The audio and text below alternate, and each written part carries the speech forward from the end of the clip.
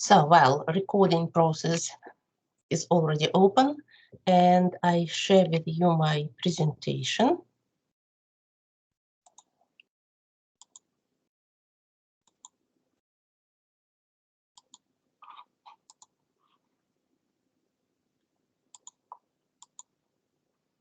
Oh.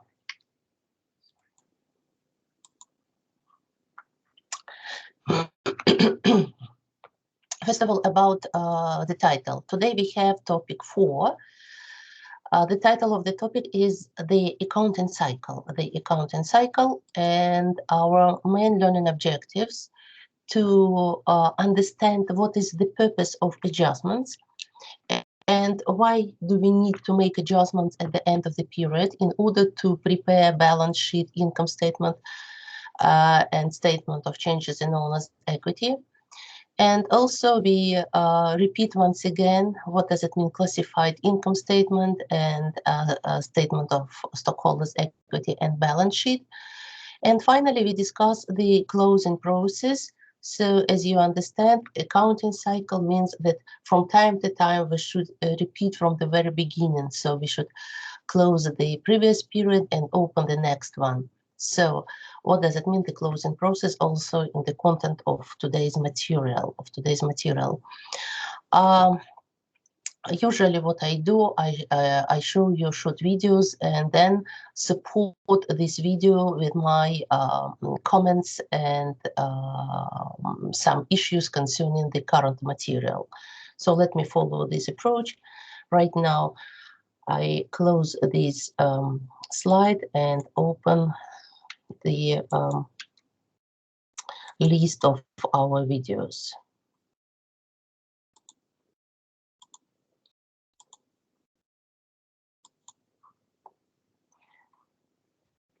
So what we have here we have the video about adjustment process, but I would like to remind you cash and accrual basis, because what is the reason for adjustments? The reason for adjustments is to follow the accrual concept to match revenues and expenses to each other, first of all, and also to match revenues and expenses for the same accounting period. And this is important to understand properly in detail what does it mean accrual basis. So let's start with this.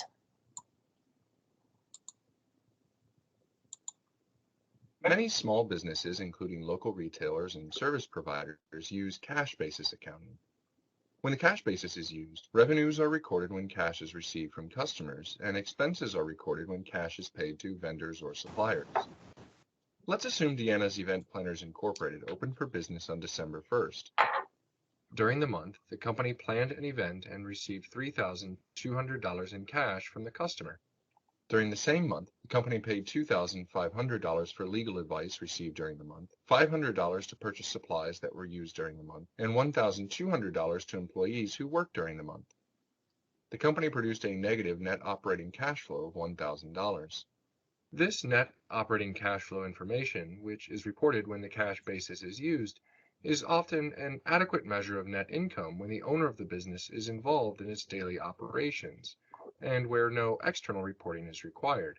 In this example, Deanna is aware about her company's daily operations. However, it is not appropriate when a company is required to report to external users, since it does not provide an adequate measure of the company's performance and, in fact, can be subjected to manipulation. As a result, the cash basis is not permitted when generally accepted accounting principles are used to generate financial statements. We will consider a case that illustrates the problem with cash basis. Let's assume that Deanna realizes on December 26 that she will need a loan from her bank to fund the company's operations for the first few months until the business becomes more successful. Deanna knows that it will be hard, if not impossible, to obtain that loan, given the company's weak performance during the first month. So, when she meets a new customer that day, she has the customer sign a contract, valued at $5,000, for event planning services that will be delivered, or in other words, performed during February. The contract requires payment upfront, and the customer gives her a check that day. Since she uses the cash basis, Deanna takes the income statement that reports $4,000 of net operating cash flows to the bank.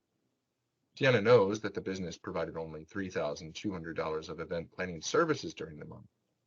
However, unless the bank loan officer understands the cash basis, he or she may well believe that the business was profitable in its first month of operations, especially if Deanna uses the words net income in the income statement, and use that information in the decision to grant the loan.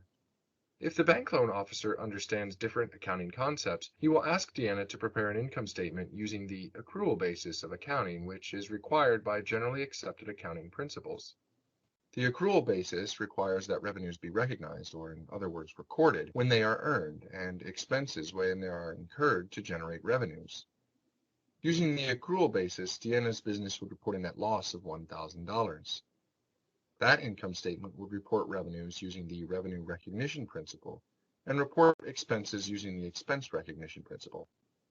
We'll take a closer look at these principles in a moment.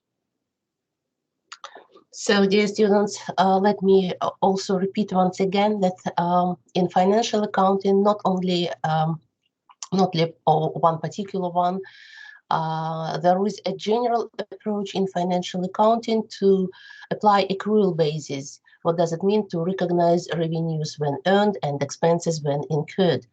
This is why at the end of every accounting period, it is really important to analyze all revenues and all expenses in order to verify that all of them are earned and incurred as we talk about revenues and expenses. So this is why we have this special procedure at the end of every accounting period. Why at the end? Because at the end of the period, companies prepare the set of financial statements for external users. And in order to prepare properly, we should adjust before everything and finally to prepare these statements. Now, I hope you understand why do we need these adjustments and what are these adjustments about. Now, attention, we just start discussing adjustments process. Recall that the accounting cycle is the process followed by entities to analyze and record transactions, adjust the records at the end of the period, prepare financial statements, and prepare the records for the next cycle. Accounting systems are designed to record daily cash transactions. As cash is received or paid, it is recorded in the accounting system. However, as you know, cash is not always received in the period in which the company earns revenue, and cash is not always paid in the period in which the company incurs an expense. As a result, some revenues and expenses might not have been recorded by the company's accounting system. Companies need to record adjusting entries at the end of each accounting period to ensure that all revenues are recorded when they are earned and all expenses are recorded when they are incurred to generate revenue. Assets are reported at amounts that represent the probable future benefits remaining at the end of the period, and liabilities are reported at amounts that represent the probable future sacrifices of assets or services owed at the end of the period. Adjusting entries are required every time a company wants to prepare financial statements for external users. This could be on a monthly, quarterly, or annual basis. It depends on the company. In practice, almost every account, except the cash account, could require an adjustment. Instead of trying to memorize every adjusting entry illustrated in your text, follow this three-step process.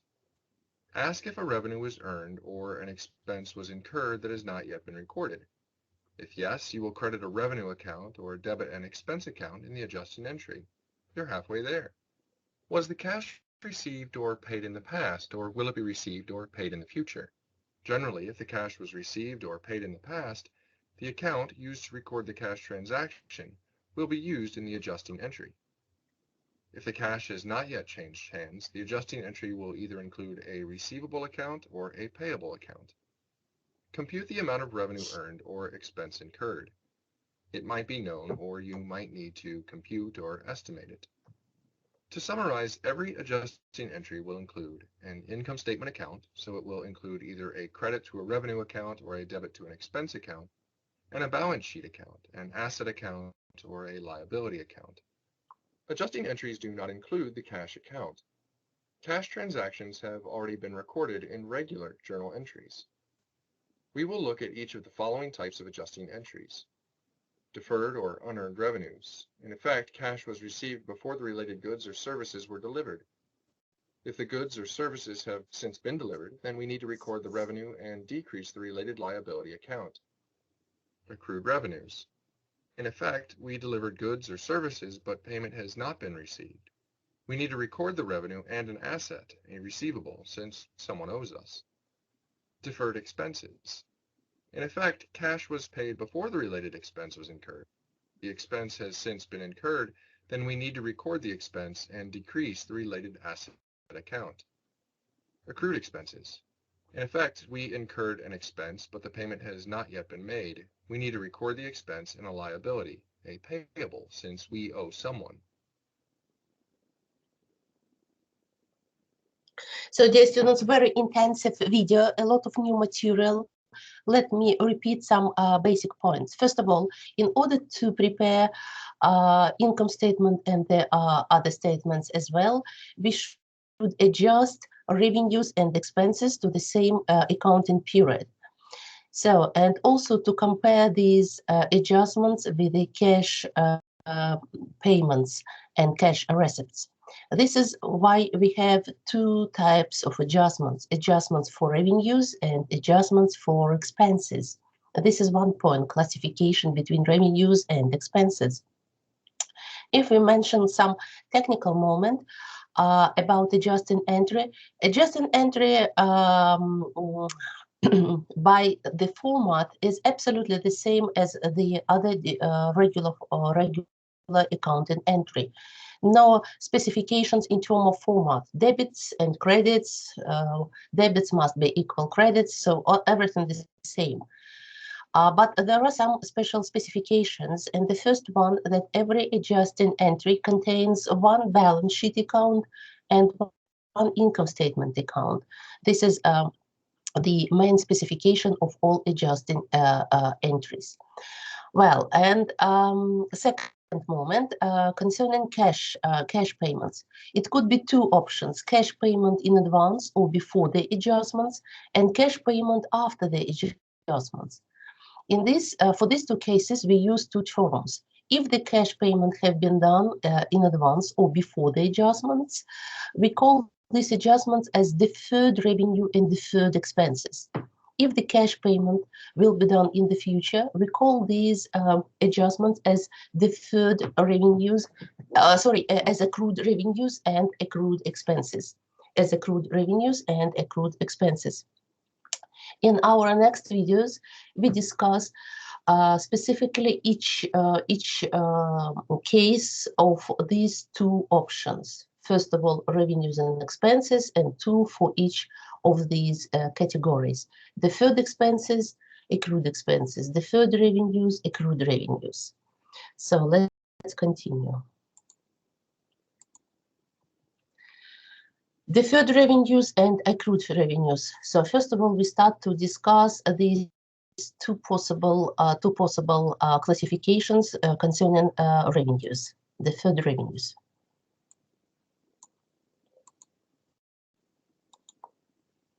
Recall that a deferred revenue arises because cash was received before the related goods or services were delivered. In the related adjustment, we need to record the revenue earned and reduce the related liability account. To illustrate, let's consider an adjustment relating to a customer who pays for services before the company performs those services.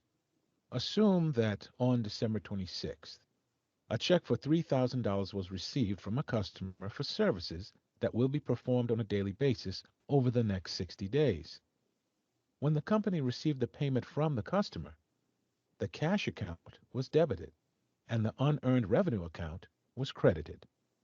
By December 31st, the company has performed 5 days of services, December 26th through the 31st. Recall that every adjusting entry includes an income statement account and a balance sheet account. Let's start with the income statement account. Between the time the cash was received and the time the financial statements are now being prepared, did the company earn a revenue or incur an expense? Since the company has performed some of the services to the customer, it has earned revenue. Recall that we credit revenue accounts to increase them. With that in mind, you're halfway there. What other account must be adjusted? Recall that the prepayment from the customer was credited to the unearned revenue account when it was received. That account will be overstated unless it is reduced by the amount of services that have already been performed for the customer. Therefore, the other half of the adjusting entry must include a debit to unearned revenue. The amount included in the adjusting entry is $250, which is computed as the payment of $3,000 times 5/60th, with the 5/60th representing the 5 days of services performed, divided by the 60 days covered by the advance payment. When this adjusting entry is posted to the ledger, the unearned revenue account will decrease to $2,750, which represents the services still owed to the customer. The service revenue account will increase by $250 to include the services that were performed for the customer during the last 5 days of December. Other deferred revenues, such as those relating to magazine subscriptions and tickets sold in advance by airlines, must be adjusted in a similar manner. So, well, what do we have in the case of deferred revenue? Initially, customer made a payment or prepayment for some future service or goods. And what is the first question? How to recognize this cash prepayment? Of course, it's a future revenue, but not current. And for this reason, we should use the special account with the title unearned revenue. It means that we specify as a revenue, but not of the current period, of the future periods. And we recognize this unearned revenue. In order to recognize revenue, we always should credit this account. So increase in unearned revenue on credit. After that, the supplier provides some kind of service or goods, and of course, we should adjust unearned revenue for the specific portion of already earned revenue. For this reason, we should increase current revenue account. You see this revenue account on credit, and decrease for the same amount unearned revenue. In other words, we should transfer unearned revenue into current revenue. So this is the typical adjusting entry. And I would like to mention that all adjusting entries have the same format, and all adjusting entries have the following formula: that all revenues always on credit, all expenses always on debit. Here we have the case of revenue. You see revenue on credit, unearned revenue on debit. And this is the income statement account. Revenue, this is the income statement account. And unearned revenue, this is the balance sheet account. Okay, good. So let's continue. And the next case about accrued revenues. Let's discuss this situation. Recall that an accrued revenue arises when the company delivers goods or services, but payment has not yet been received. In the related adjustment, we need to record the revenue and create an asset, or a receivable, since someone owes us. To illustrate, let's consider an adjustment relating to interest earned during the last month of the year, but not yet collected. The company has various investments in short-term securities which pay interest at different times. The company earned $1,800 in additional interest revenue on investments during December that has not yet been recorded. The cash will be received in January. Did the company earn a revenue or incur an expense? Yes, the company has earned interest revenue during the last month. Recall that we credit revenue accounts to increase them. What other account must be adjusted? The interest that is owed to the company has a future benefit. Cash will be received next month. As such, the other account involved is an asset account. Instead of accounts receivable, which is used to keep track of amounts owed by customers, we will set up a new asset account called interest receivable to describe what it is that somebody owes to us. When this adjusting entry is posted to the Ledger T accounts, the interest receivable account will increase by $1,800, indicating the amount that is owed to us and will be paid to us in cash in the future. The interest revenue account will also increase by the amount of interest that we earned during the period. Other accrued revenues must be adjusted in a similar manner. So, dear students, let me provide you with some important comment concerning accrued revenue. As you noticed, I hope from this video that if the revenue is not recorded yet, we should recognize a revenue in correspondence with the debt of the customers. But this my comment is about the time period. Normally, companies prefer to make these records just in the moment of delivery, not wait until the end of the period, of accounting period, I mean. So this is why when we, as a company, deliver goods or provide services, we do this accounting entry not at the end of accounting period, but just after this fact. So we recognize revenue in correspondence with accounts receivable, or, for example, interest receivable, as here we have in this case. But what is important that this adjusting entry is not regular as adjusting entry at the end. So normally companies make such entries in a moment of sales. So this is what is the important comment. But as for the formula is here for adjusting entries, typically we recognize all revenues on credit. You see revenue on credit in correspondence with the asset account, accounts receivable, or notes receivable, or interest receivable. It could be different variations of the receivables, but anyway, it's always receivables. And we call such revenue as accrued revenue.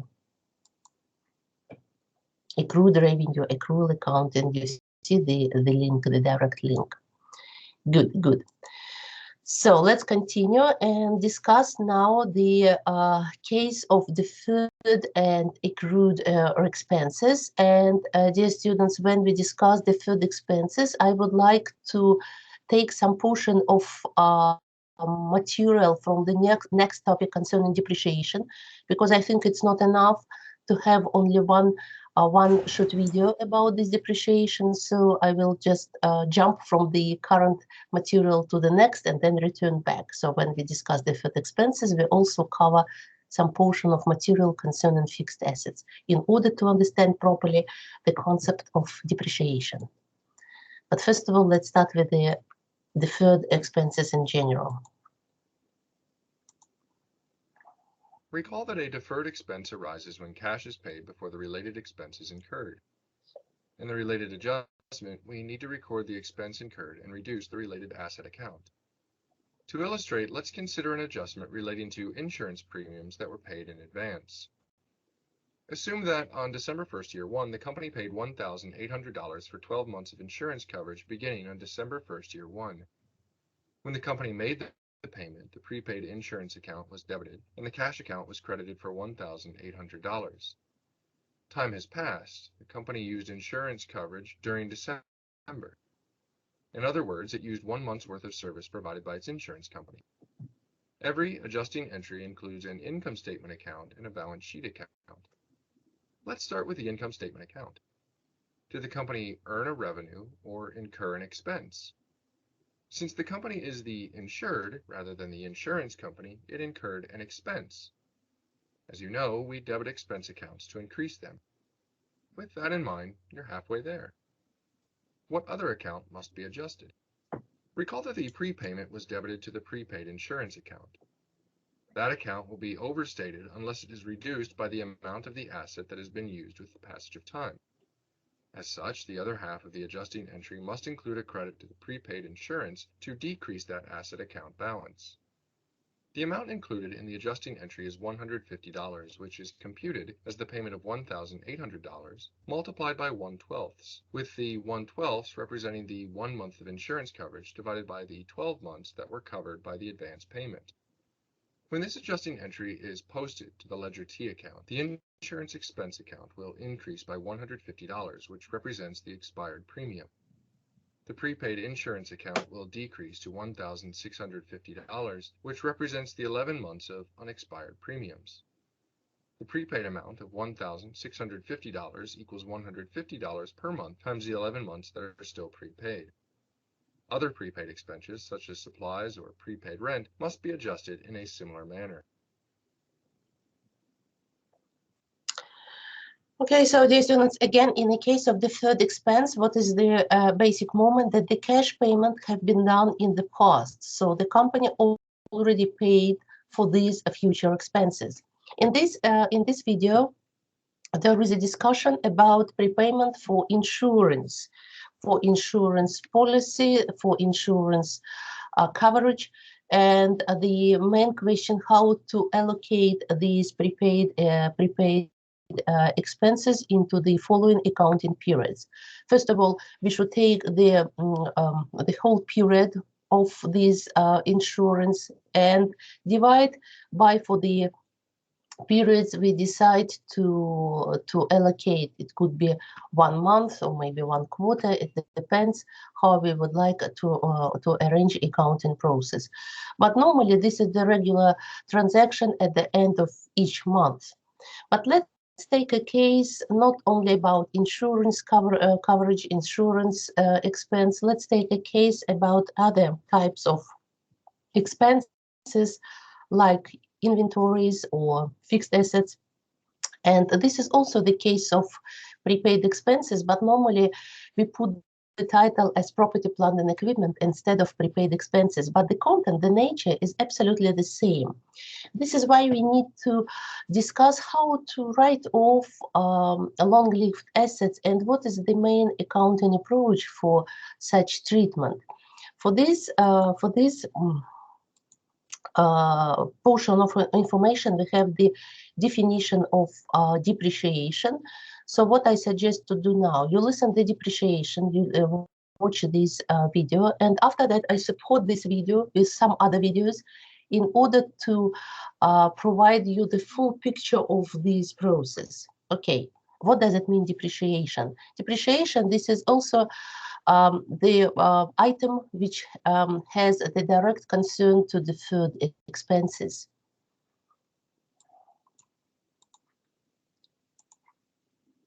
Before we move on, we need to talk about a special category of deferred expenses. Buildings and equipment are used over time to produce and sell products and services. These assets provide benefits for more than one accounting period. Buildings and equipment, but not land, eventually wear out or decline in usefulness. Accountants say that buildings and equipment depreciate over time as they are used. Land does not depreciate or get used up in an accounting sense. The related expense is recorded with an adjusting entry similar to that for other deferred expenses with two important distinctions. First, since depreciation is the process of allocating the costs of these assets over their expected useful lives, the expense resulting from the use of buildings and equipment is called depreciation expense, rather than building expense or equipment expense. Second, it is important that the original cost of these assets be readily available from the company's records. In this regard, imagine that the property and equipment Ledger T account is torn in two. Purchases are recorded as debits in the property and equipment account, and sales are recorded as credits. Instead of recording the use of these assets as credits in the property and equipment account, the credits relating to the use of these assets over time are recorded in a second account called accumulated depreciation. The accumulated depreciation account is referred to as a contra account. A contra account is always linked to another account. As a result, the accumulated depreciation account is an asset account, but it increases with credits. This is the opposite of or contrary to what you would expect, isn't it? Thus the name. The related adjusting entry includes a debit to depreciation expense to increase that expense account, and a credit to accumulated depreciation to increase this contra asset account. A contra account is reported as a subtraction from the related account's balance in the financial statements. The difference between the two account balances is referred to as the net book value. The net book value is the amount that is reported on the balance sheet. So, dear students, very important moment concerning the treatment of property, plant, and equipment, or in general about fixed assets. So, in order to adjust the book value of property, plant, and equipment, we should introduce a special procedure, and we call this procedure as depreciation. What does it mean, depreciation itself? Depreciation, this is the cost allocation for several accounting periods. During these periods, company explore the property, plant, and equipment and gets some benefits. So in order to allocate, first of all, we should identify the number of periods and divide the initial cost by this number of periods. So this is in general formula. But the second question, how to treat, how to make accounting and also adjusting entries. First of all, we should open the special account, and the title of this account is accumulated depreciation. What is the reason for this account? Just to accumulate all depreciation expenses over the period of useful life of the particular fixed asset. And this accumulated depreciation is a contra asset account. It means that this account is not independent. It is always the integral part of the buildings and equipment or property, plant, and equipment.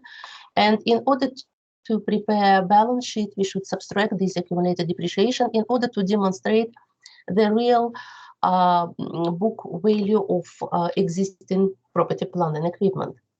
And the second account, of course, we need is the depreciation expense, just to make records about the current depreciation expense of the period. Right now, let me open some videos about property, plant, and equipment, because I expect you need some extra explanation concerning fixed assets and depreciation process. So let me open. Of course, in our next topic about assets, we repeat this material. But right now, let me help you to understand the concept of depreciation. So let me start with the acquisition cost of property, plant, and equipment. First of all, we should understand how to compute cost and then how to allocate. All reasonable and necessary expenditures made in acquiring and preparing an asset for use should be recorded as the cost of the asset. We start with the acquisition cost, which is the net cash amount paid for the asset, or when non-cash assets are used as payment, the fair value of the asset given or asset received, whichever can be more clearly determined. Any sales taxes, legal fees, transportation costs, and installation costs are then added to the purchase price of the asset. Renovation and repair costs incurred by the company prior to the asset's use should be included as part of its cost. Also, when purchasing land, buildings, and equipment as a group, known as a basket purchase, the total cost is allocated to each asset in proportion to the asset's market value relative to the total market value of the assets as a whole. Let's assume that a company purchases a machine with an invoice price of $25,000 and receives a trade discount of $500 from the vendor. Thus, the net cash invoice price is $24,500. If the company pays transportation charges in the amount of $750 and incurs installation costs of $1,250, the total cost of the machine is $26,500. The purchase would be recorded by debiting the machinery account and crediting the cash account for $26,500. Typically, any interest charges incurred to finance the purchase of property, plant, and equipment are expensed as incurred. However, in some cases, a company may construct an asset for its own use instead of buying it from a manufacturer. In this situation, the cost of the asset includes all the necessary costs associated with construction, such as labor, materials, and, in most situations, a portion of the interest incurred during the construction period, called capitalized interest. The amount of interest expense that is capitalized is recorded by debiting the asset and crediting cash when the interest is paid. The amount of interest to be capitalized is a complex computation discussed in detail in other accounting courses. So, dear students, this video about how to compute the total acquisition cost of property, plant, and equipment. Now you understand that this is really the deferred expense. Initially, we should make these all payments in order to make these this huge asset or complicated asset, long-lived assets for the condition ready to open the business process. This is why we have here the initial building or property, plant, and equipment on balance. This is all expenses, and normally these expenses are deferred as prepayments or expenses in advance. Now, once we have this acquisition cost of property, plant, and equipment on the balance sheet in accounting records, what to do with such item at the end of accounting period? Just to recognize the portion of these fixed assets which is already consumed. How to do it? To allocate this acquisition cost into several accounting processes, and we call this procedure as depreciation. Now let's repeat once again factors in computing depreciation. Except for land, which is considered to have an unlimited life, a long-lived asset with a limited useful life, such as a truck, represents the prepaid cost of a bundle of future services or benefits. The expense recognition or matching principle requires that a portion of an asset's cost be allocated as an expense in the same period that revenues are generated by its use. Depreciation is the process of allocating the cost of buildings and equipment to expense over their useful lives. An adjusting journal entry is needed at the end of each period to reflect the use of buildings and equipment for the period. That entry includes a debit to depreciation expense, which is reported on the income statement, and a credit to accumulated depreciation. This contra account accumulates the amount of depreciation recorded since the acquisition date of the asset. Accumulated depreciation is deducted from the asset's cost to arrive at the net book value, or carrying value, of the long-lived asset, which is the amount that is reported on the balance sheet. Depreciation is a systematic and rational allocation of the costs of the asset. It is an estimate. The three factors that determine the amount of depreciation recorded each period are 1. Acquisition cost. 2.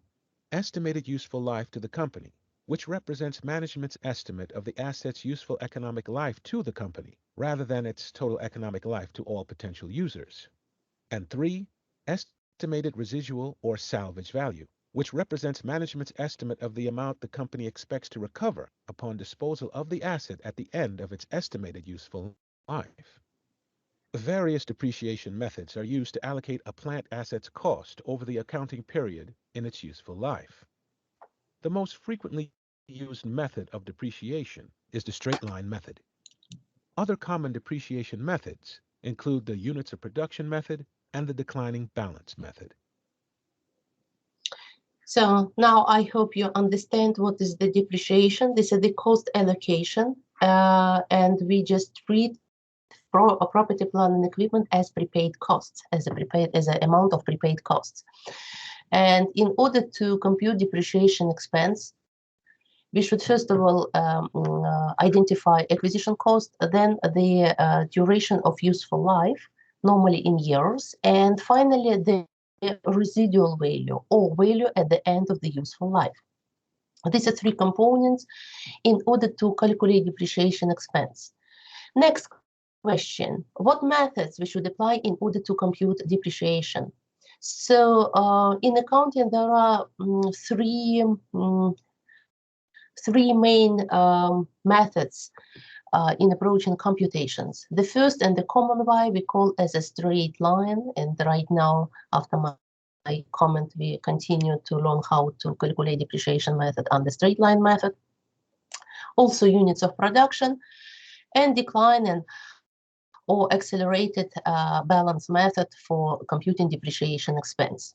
But let's discuss the first and the most common one, straight line depreciation. So how to compute depreciation expense under this method. So a straight line method.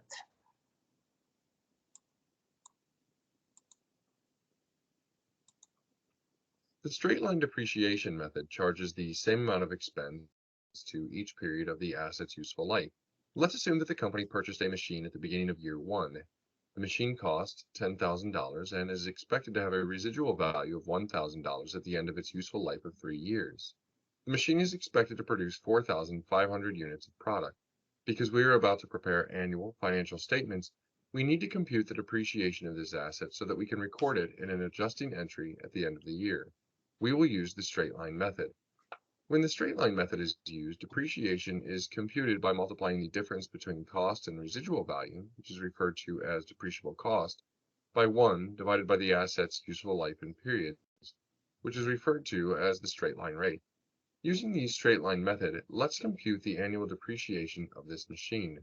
The depreciable cost of $9,000 equals the cost of $10,000 minus the residual value of $1,000. The straight line rate of 33.33% equals 1 divided by the 3-year estimated useful life.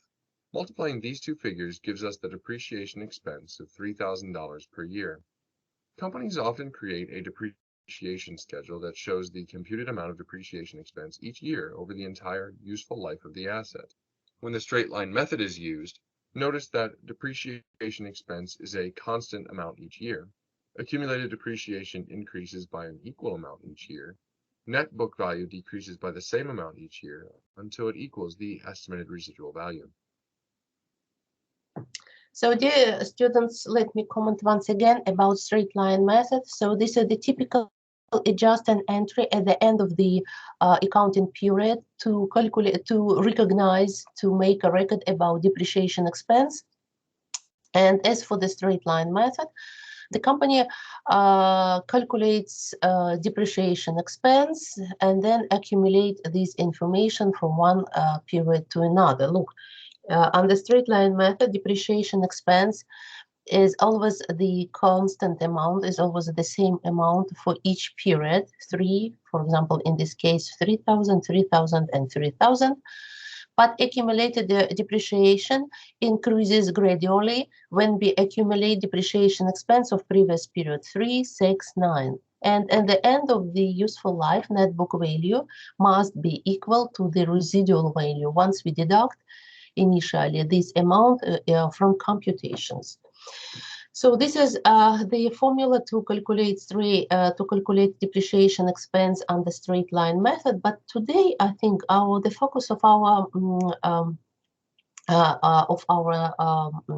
learning objectives is to understand the concept of adjusting entries itself. And depreciation expense recognition, this is the typical adjusting entry. This is why we discuss in detail this portion of material. But right now, let me return to the current topic back, and we continue with the next type of expense, and we call this type of expense as accrued expense, expense.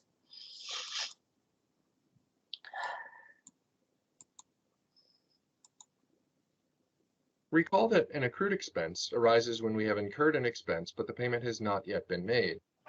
In the related adjustment, we need to record the expense and create a liability or a payable since we owe someone. To illustrate, let's consider an adjustment relating to wages owed to employees at the end of the accounting period. The company's employees each earn $70 per day or $350 for a 5-day work week beginning on Monday and ending on Friday. The employees are paid every 2 weeks on Friday. On December 12th and 26th, the wages are paid, recorded in the journal, and posted to the Ledger T accounts.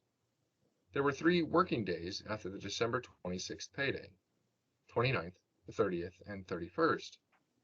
This means the employees have earned 3 days' wages by the close of business on Wednesday, December 31st, yet this salary cost has not been paid or recorded. The financial statements would be incomplete if the company fails to report the added expense and liability to its employees for unpaid wages for these 3 days. Again, recall that every adjusting entry includes an income statement account and a balance sheet account. Let's start with the income statement account. Did the company earn a revenue or incur an expense? It is using the services of its employees, so it has incurred an expense. We debit expense accounts to increase them. What other account must be adjusted? You may be tempted to say that we should use the cash account. We won't be paying the employees early. We won't pay them until the next payday. As such, the other account involved is a liability account. Instead of accounts payable, which is used to keep track of amounts we owe to vendors and suppliers, we will set up a new liability account called wages payable to describe what it is that we owe to the employees. The dollar amount in the adjusting entry is $420, which is computed as $70 per day times 2 employees times 3 days. When this adjusting entry is posted to the Ledger T accounts, the wages expense account will increase by $420. The wages payable account will also increase by $420. Other accrued expenses, such as interest expense, utilities expense, and income taxes, must be accrued in a similar manner.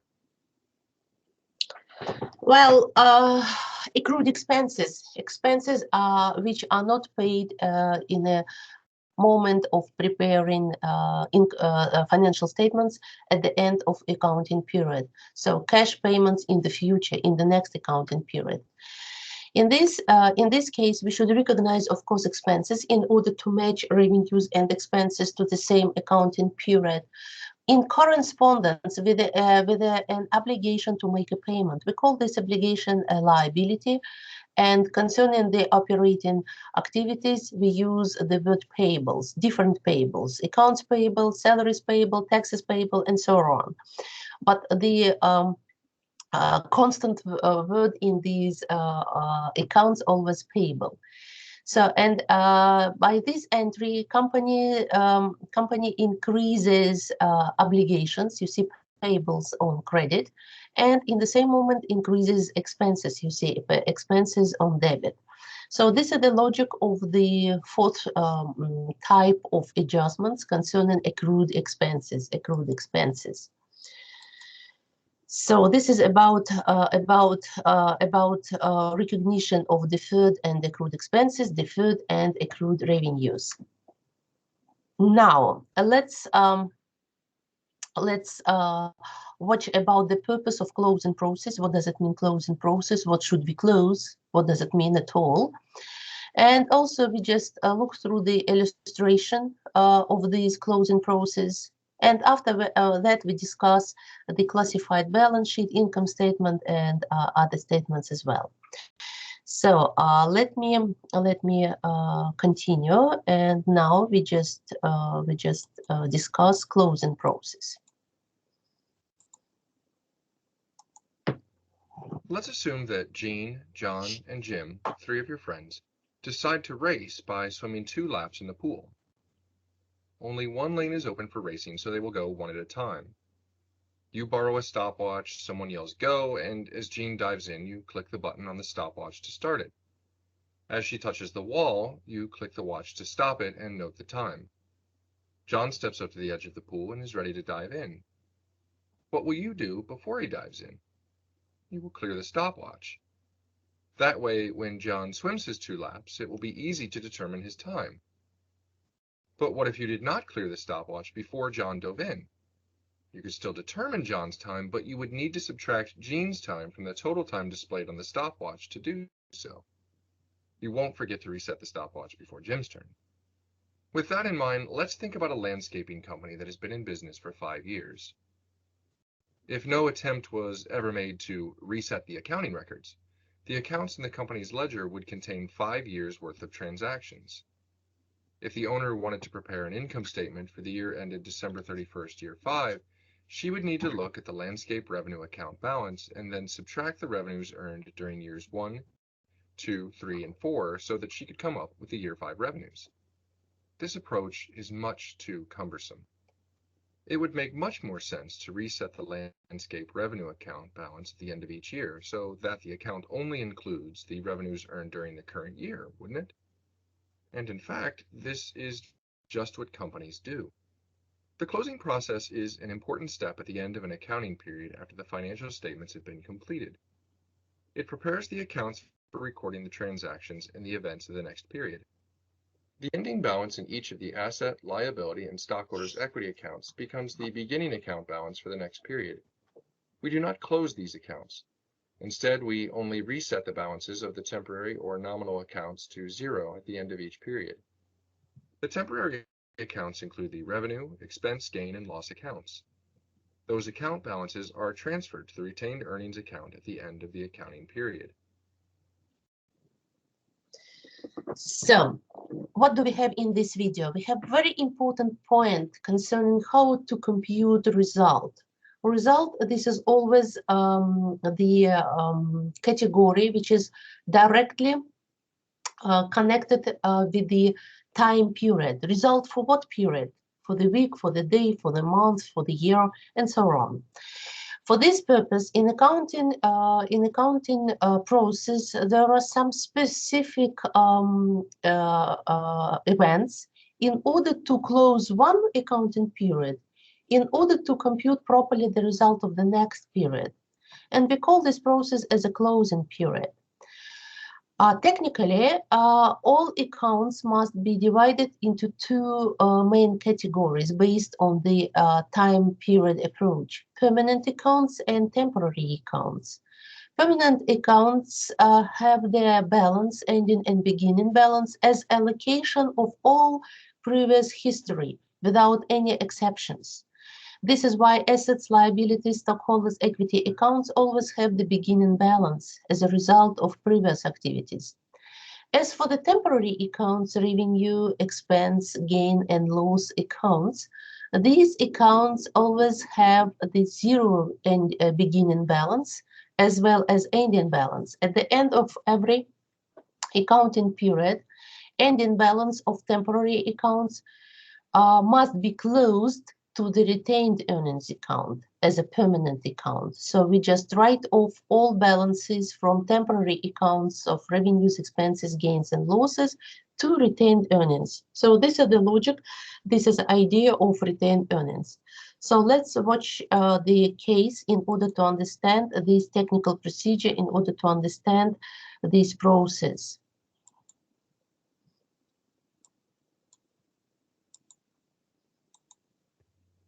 The closing entry is dated the last day of the accounting period and entered in the usual debits equal credits format. Temporary accounts with debit balances are credited and temporary accounts with credit balances are debited. The net amount equal to net income affects retained earnings. The closing entry is posted to the Ledger T accounts. The temporary accounts that were closed now have zero balances. After the temporary account balances are transferred to the retained earnings account, the balance in that account will then match the ending balance reported on the balance sheet. Finally, a post-closing trial balance will be prepared as a check that debits still equal credits and that all temporary accounts have been closed. It has the structure of a typical trial balance, however, only the balance sheet accounts will be listed since those are the only accounts that have non-zero balances. The accounting cycle for the period is now complete.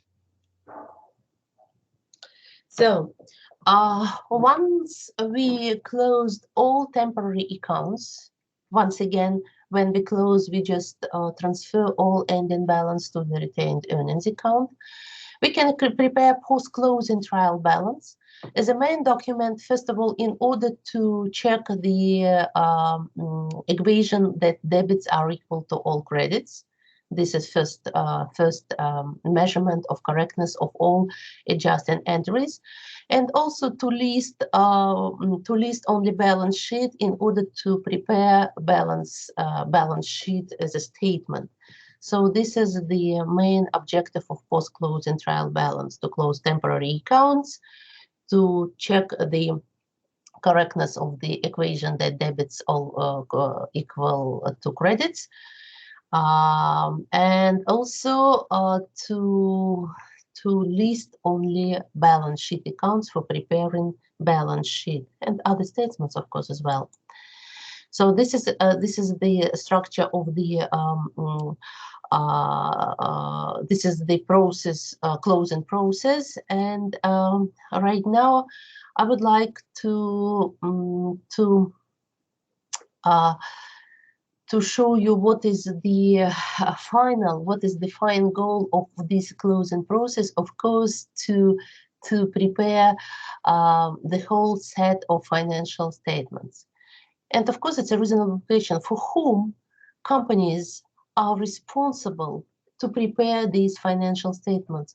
What are these main players in accounting communication process? In our first topic, we discussed these main information users types, but right now, let's repeat once again about players in accounting communication process.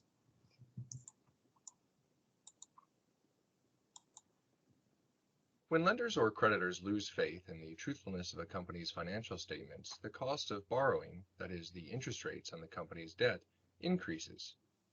When investors, such as private investors and institutional investors, react to the disclosure of an accounting fraud, the company's stock price falls by an average of 20%. Some accounting scandals, such as those at Lenatures Incorporated, Enron, and WorldCom, have caused their stock to become worthless. Integrity in communications with the suppliers of capital, including lenders or creditors, private investors, and institutional investors, is crucial. Fraudulent financial statements are intended to mislead the users of those financial statements. Anti-fraud experts agree that three conditions, referred to as the fraud triangle, must be present for a financial statement fraud to occur. First, there must be an incentive to commit the fraud. Second, the fraudster, or the person committing or perpetrating the fraud, must have the opportunity to commit the fraud. And finally, the perpetrator must have the ability to rationalize the misdeed. A good system of corporate governance is designed to address these conditions. Who are the players on the team that ensures the integrity of financial information? The management of a company is responsible for the accuracy of the information filed with the SEC. The board of directors and the company's external auditors monitor the integrity of the system that produces the disclosures in those filings. The mission of the Securities and Exchange Commission, or SEC, is to protect investors and maintain the integrity of the securities markets. As part of this mission, the SEC oversees the work of the Financial Accounting Standards Board, or FASB, which sets generally accepted accounting principles, or GAAP, and the Public Company Accounting Oversight Board, or PCAOB, which sets auditing standards for independent auditors, or CPAs, of public companies. A CPA firm assumes part of the financial responsibility for the fairness of the financial statements and related presentations. When it signs an unqualified or clean audit opinion, the audit firm is stating that the financial statements are fair presentations in all material respects in conformity with GAAP. This independent verification reduces the risk that the company's financial condition is misrepresented in the statements. However, the risk is not eliminated, as evidenced by the many high-profile financial statement frauds that have taken place in recent years. The Chief Executive Officer, or CEO, who is the highest officer in the company, and the Chief Financial Officer, or CFO, who is the highest officer associated with the financial and accounting side of the business, have primary responsibility for the company's financial statements and related disclosures. After a series of financial statement frauds in an attempt to restore investor confidence, Congress passed the Public Accounting Reform and Investor Protection Act, known as the Sarbanes-Oxley Act, which strengthens financial reporting and corporate governance for public companies. In part, the Sarbanes-Oxley Act requires the CEO and CFO to personally certify that the SEC filing does not contain any untrue material statements and fairly presents in all material respects the financial condition, results of operations, and cash flows of the company. There are no significant deficiencies and material weaknesses in the internal controls over financial reporting. Any weaknesses in internal controls or any fraud involving management or other employees who have a significant role in financial reporting have been disclosed to the board of directors and auditors. An executive who makes the above certifications, knowing that they are false, is subject to a fine of $5 million and a 20-year prison term. What do we mean when we use the term material? Material amounts are large enough to influence the decision made by a user of the company's financial statements. The cost-effectiveness concept requires that the benefits of accounting for and reporting information should outweigh the costs of doing so. As a result, small amounts do not have to be reported separately or accounted for precisely according to GAAP if they would not influence users' decisions. Financial analysts receive accounting information about the company from electronic information services. They also gather information through conversations with company executives and visits to company facilities and competitors. Analysts' reports normally include earnings forecasts of future quarterly and annual earnings per share and share price, a buy, hold, or sell recommendation for the company's shares, and explanations for these judgments. So, dear students, this video is more general, not precisely about accounting process, but for your profession, for your career in management. This is really important to understand the role of accounting and information prepared by accountants in the whole process of management. Now you understand that when we prepare financial statements for external users, first of all, we consider the main players, the finance providers, creditors, and owners of the business. And there are three main responsible parties involved in this process. First of all, management itself, the board of directors, and external auditors. And each of these categories has its own responsibility for the correctness and fairness of the financial reports. So, and also, if you, I hope you remember, in the circle in the middle, we have three regulators. Of course, this particular video is more concerned about United States structure, but on the global level, we have absolutely the same approach. When we discuss accounting standards, we should understand that integral part of the management should be added by auditing standards and corporate governance standards. So this is a triangle: accounting standards, auditing standards, and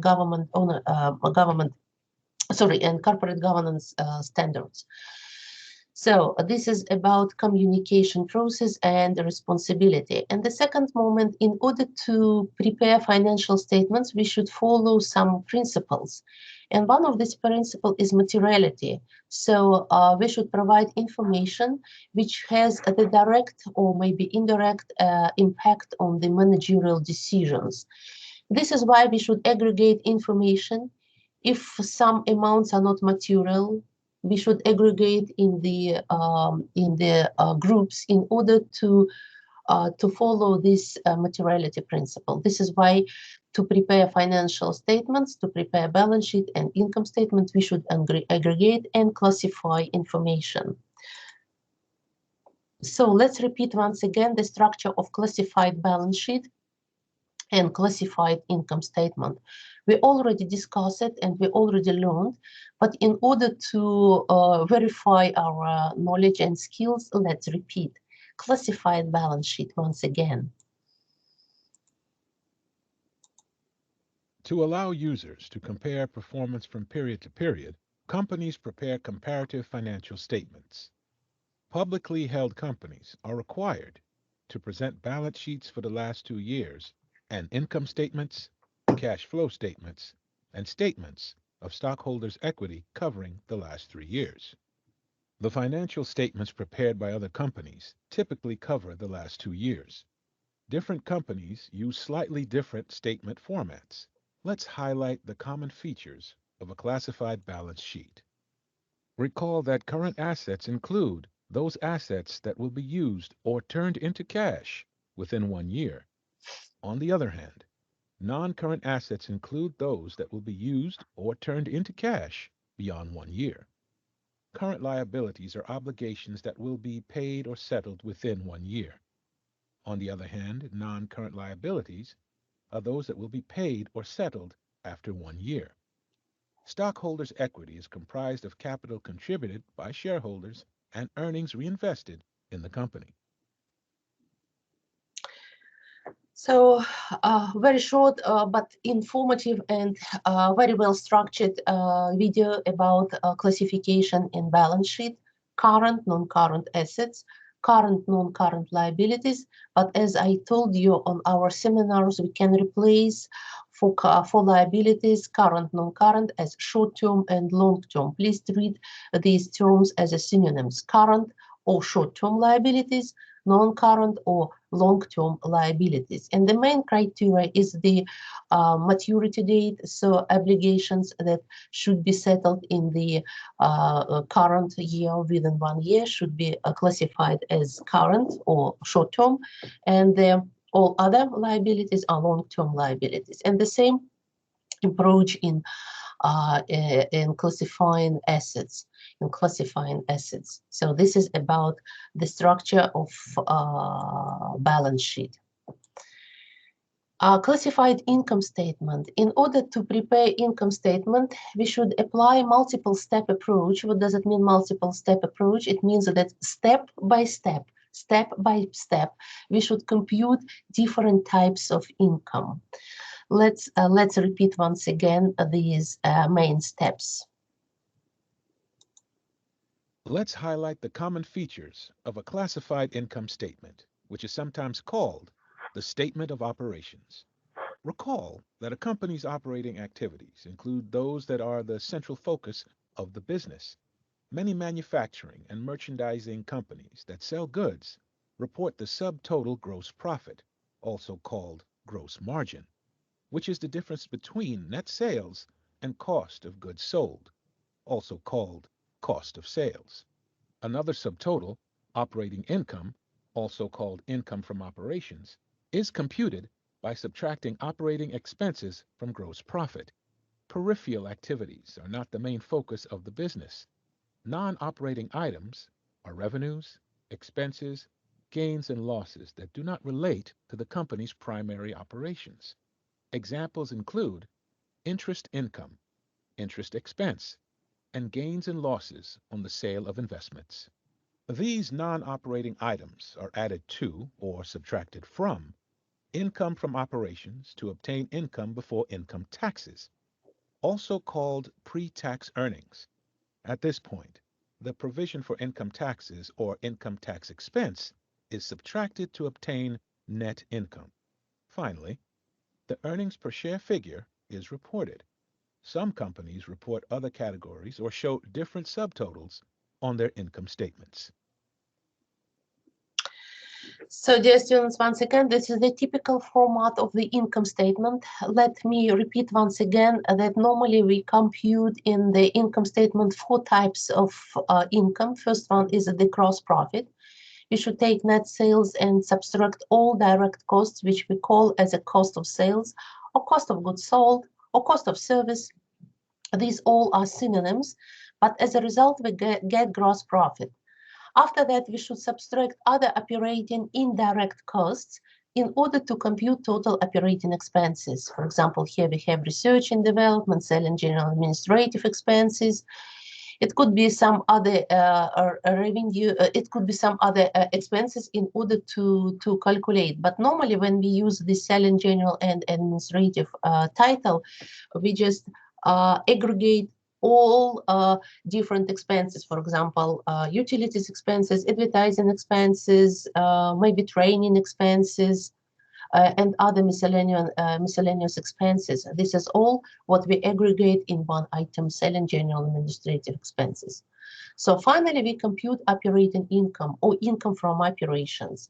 So this is the main focus of the statement. So this is the main result we should put special attention, because this is the main stone of the business. So this is the background of the business to be profitable, to be successful in operating income. But this is not the end of the story. In order to provide net income, we should add or subtract other income and expenses. Once we count these items, we can compute income before income taxes. Then we subtract income tax expense and get income. And one comment concerning earnings per share. Of course, in order to analyze and evaluate the effectiveness of the business, there is a common tool in financial analysis to compute different financial ratios. But these computations are out of the content of the financial statements, except only one ratio, and we call this ratio as earnings per share.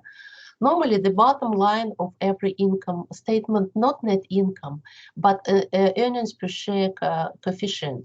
But once again, I would like to repeat, it's not a compulsory, absolutely compulsory under IFRS to compute and to put these ratio directly in the statement. But this is the common practice. And when you analyze the financial statements of rival companies, you find that almost all companies prefer to include. So this is what we have, this financial ratio to compute earnings per share in order to provide the full picture of effectiveness of the business in specific accounting period. So this is the structure of the classified income statement. Right now, I would like to refresh your knowledge and skills in statement of stockholders' equity and to show you once again the short video about statement of stockholders' equity, because you understand that in preparing balance sheet, we need not only income statement, but this statement as well.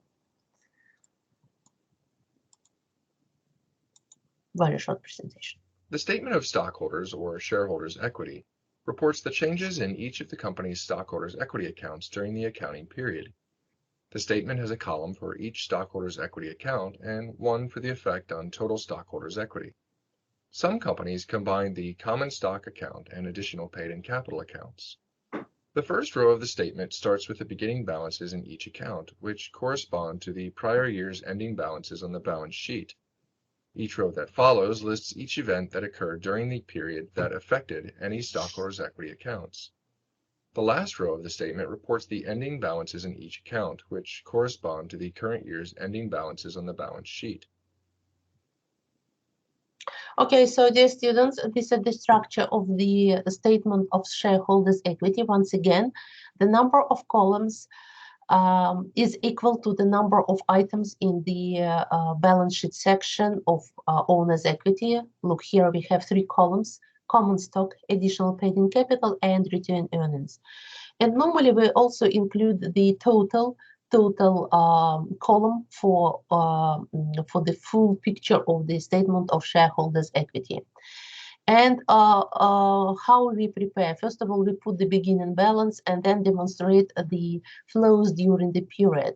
And if there are some changes in every item of the owner's capital, we should include this item in the statement of shareholders' equity as well.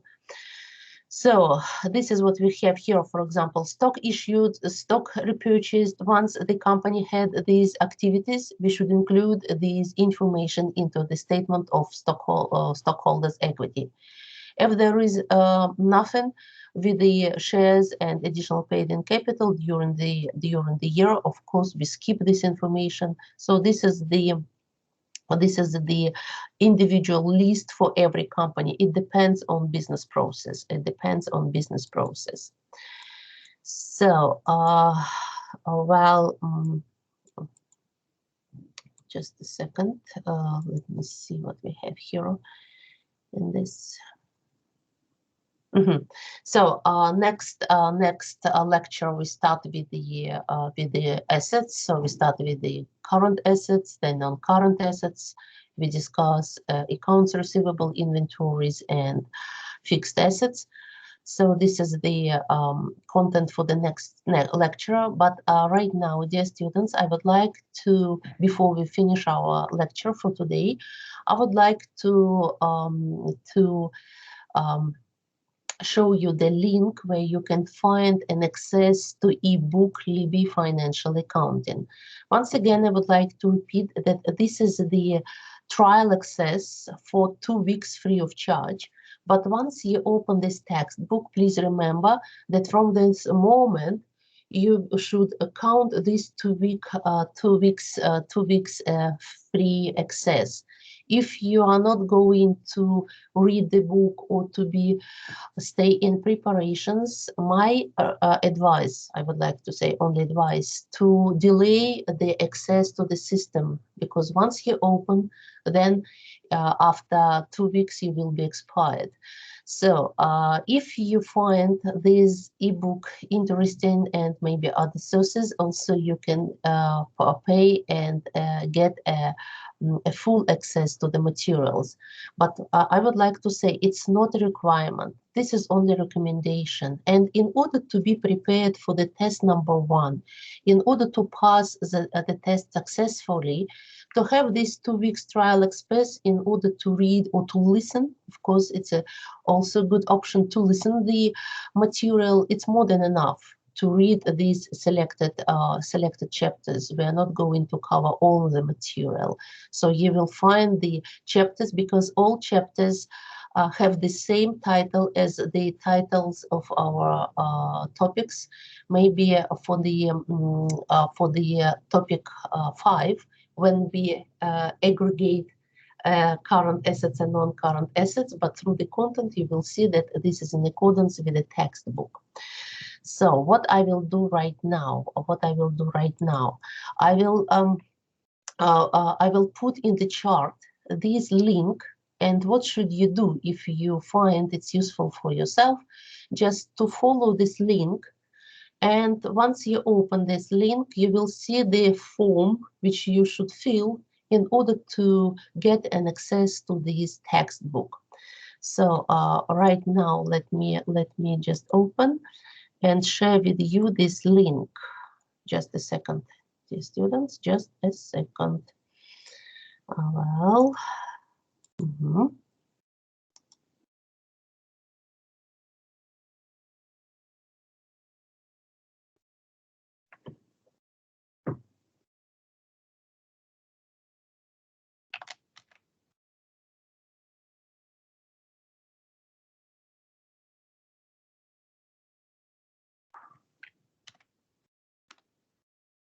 So, dear students, once again, this is the link to ebook, to this Libby Financial Accounting textbook. So if you would like to get this free of charge 2 weeks trial access to this book, please follow this this link, and you find all directions how to complete the form and how to get this access.